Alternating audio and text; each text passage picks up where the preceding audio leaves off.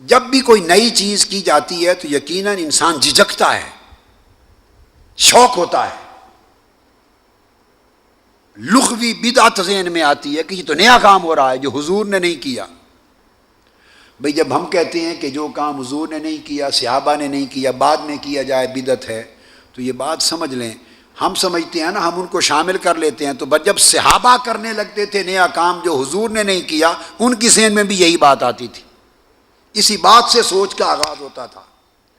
تو انہوں نے کہا کیف تفعل شیئا ما لم یفعل بہ رسول اللہ صلی اللہ علیہ وسلم، اے عمر، حضرت ابو بکر صدیق نے فرمایا تم وہ کام کیسا کرنا چاہتے ہو، کیسے کرنا چاہتے ہو جو رسول پاک صلی اللہ علیہ وسلم نے نہیں کیا، ایک نیا کام ہے۔ انہوں نے کہا واللہ ہوا خیر۔ کیف تفعل شیئا میں لفظ بدعت ہے، کیا کیف تفعل شیئا ما لم یفعل بہ رسول اللہ میں لفظ معنی بدعت ہے کہ یہ نیا کام ہے، بدعت کیسے کرنا چاہتے ہو؟ اور جواب واللہ ہوا خیر، خدا کی قسم ہے تو نیا مگر ہے اچھا، اس میں لفظ حسنہ ہے۔ دو جملے جمع کیے بخاری شریف کے تو بدعت حسنہ نکل آئی۔ بدعت ما لم یفعل بہ رسول اللہ میں بدعت کا تصور ہے، اور واللہ ہوا خیر میں حسنہ کا تصور ہے۔ اصل بتا رہا ہوں، اصل۔ پھر دونوں صحابہ نے مل کر تو سیدنا صدیق کے اوپر کہتے ہیں میرا سینہ کھل گیا، واللہ ہوا خیر سے سینہ کھل گیا۔ ان کے سینے اس لیے کھلتے تھے کہ ہر وقت انشراح کے لیے تیار تھے، اللہ ہمارے سینے بھی کھول دے۔ پھر دونوں نے مل کے حضرت زید بن ثابت سے کہا زید بن ثابت تم قرآن مجید کو جمع کرو ایک جلد کے اندر، ایک کتابی صورت میں، کہ کہیں قرآن مجید سینوں سے تلف نہ ہو جائے۔ جو متفرق نسخے ہیں سارے اکٹھے کر کے قرآن مجید کو مرتب مدون کرو۔ اب سنیے، انہوں نے بھی وہی سوال کیا جو بحث وہاں ہو چکی تھی، یہ صحیح بخاری ہے۔ انہوں نے کہا کیف تفعلان شیئا ما لم یفعل بہ رسول اللہ صلی اللہ علیہ وسلم، اے ابو بکر و عمر رضی اللہ تعالیٰ عنہما، تم دونوں وہ کام کیسے کرتے ہو جس کو رسول پاک نے نہیں کیا صلی اللہ علیہ وسلم؟ بولیے یہی استدلال ہوتا ہے یا نہیں؟ استدلال یہی ہوتا ہے نا، ان کو بھی یہ ہوا تو انہوں نے ان کو بھی جواب دیا ہاں انہوں نے نہیں کیا، واللہ ہوا خیر۔ وہ سینے میں ایک ہاتھ جو مارا اور کہا خدا کی قسم کام تو نیا ہے، یعنی لغون بدعت ہے، لغون بدعت ہے مگر ہے خیر۔ فرماتے ہیں میرے سینے پر ہاتھ لگایا اور یہ جملہ بولنے کی دیر تھی، میرا سینہ کھل گیا اور مجھے بھی اس کا حسنہ ہونا سمجھ میں آ گیا۔ اور یہ جو حدیث میں نے آپ کو بتائی لکھ لیں، یہ صحیح بخاری کتاب التفسیر حدیث نمبر 1720، اور پھر دوبارہ صحیح بخاری کتاب الاحکام حدیث نمبر 2629، پھر تیسری بار یہ کتاب ترمذی الجامع ترمذی کتاب التفسیر حدیث نمبر 3103، اور بے شمار اور دیگر کتب حدیث میں آئی ہے۔ میں نے آپ کو صرف یہ دو میں بتا دیا۔ اسی طرح عرض کرنے کا مقصود یہ تھا کہ جب نیا کام کوئی ہوتا ہے، نیا کام، تو وہ لغون ایک بدعت ہوتا ہے، مگر دیکھا جاتا ہے کہ یہ منشاء شریعت کے تابع ہے اور مقاصد شریعت کی مطابقت میں ہے اور امر خیر کے لیے ہے یا خلاف احکام شریعت ہے، اس پر تعین ہوتا ہے حسنہ اور سیئہ کا۔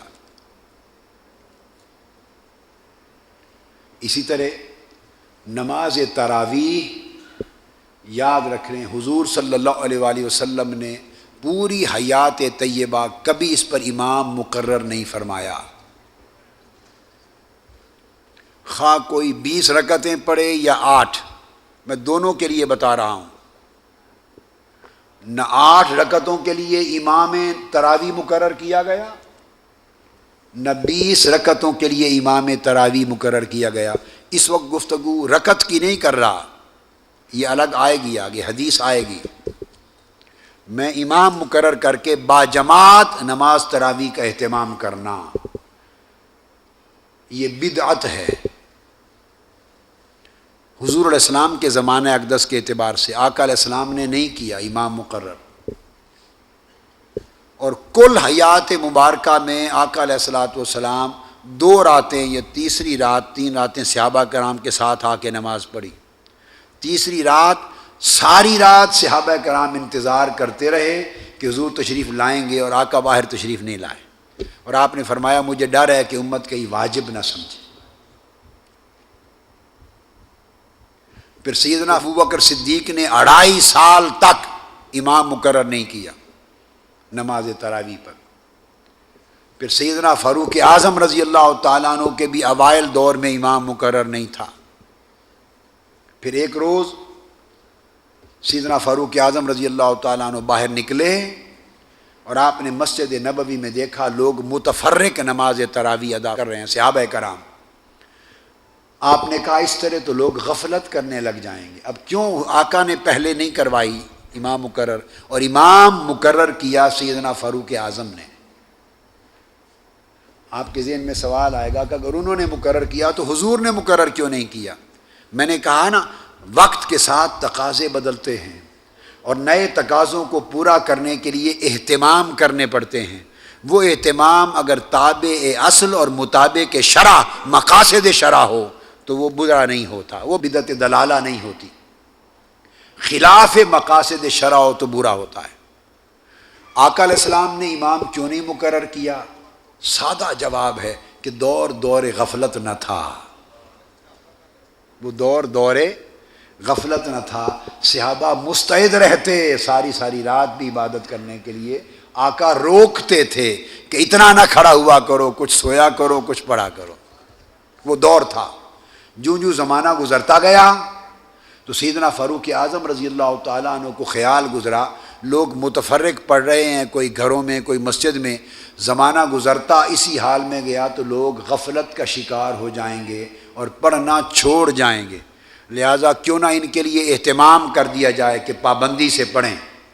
تو سیدنا فاروق اعظم رضی اللہ تعالیٰ عنہ نے حضرت ابی بن کعب رضی اللہ تعالیٰ عنہ کو امام تراویح مقرر کر دیا۔ کیا؟ حضرت ابی بن کعب رضی اللہ تعالیٰ عنہ تو پہلا امام تراویح آقا علیہ السلام کے وصال کے تقریباً 3 سال کے بعد مقرر ہوا۔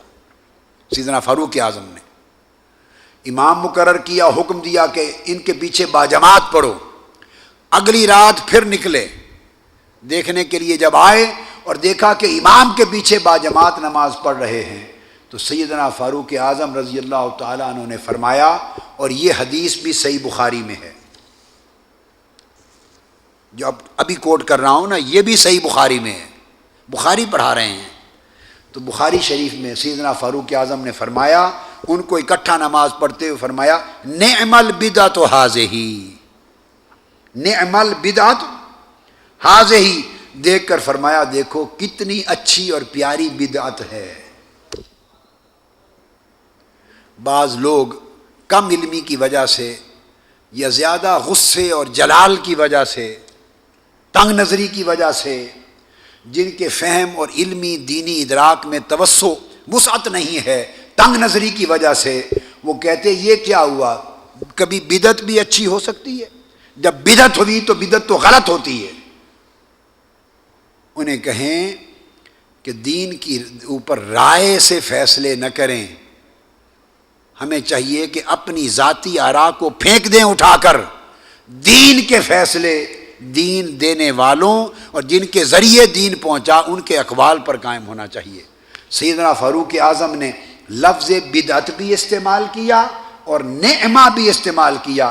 صحیح بخاری فرمایا نعم البدعۃ ھذہ، یہ کتنی اچھی بدعت ہے۔ تو پتہ چلا کہ کوئی عمل نیا ہو کر لغوی اعتبار سے بدعت ہو کر بھی اچھا ہو سکتا ہے، اور یہ کس نے کہا؟ سیدنا فاروق اعظم نے کہا رضی اللہ۔ اس کا حوالہ لکھ لیں، صحیح بخاری کتاب صلاۃ التراویح، امام بخاری اس حدیث کو خود صلاۃ التراویح کی کتاب میں لائے ہیں امام بخاری. صلاۃ التراویح باب و فضل من قام رمضان، قیام رمضان کی فضیلت میں. حدیث کا نمبر ہے 1906. نسخے مختلف ہوتے ہیں، نمبر بدلتے ہیں، میں نے کل بھی سمجھایا تھا، اس لیے باب لکھوا دیا.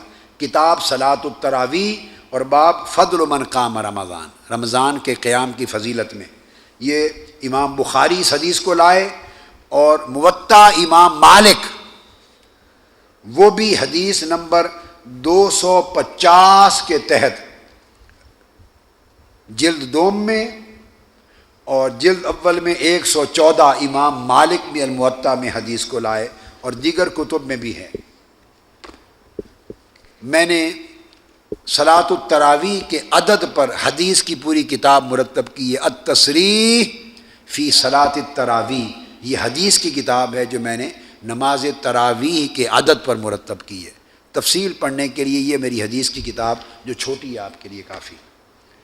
سمجھانا مقصود کیا تھا؟ یہ بات سمجھا رہا تھا اس طرح ہر شے سادہ حالت سے ارتقاء کر کے ترقی کی طرف گئی، اور ساری ترقیات، ارتقاءات اور اضافات جو مقاصد شرع کے تابع اور اصل کے تابع اور مطابق ہوں، وہ اضافات اور وہ نئے کام بدعت سیئہ میں اور بدعت ضلالہ میں نہیں آتے.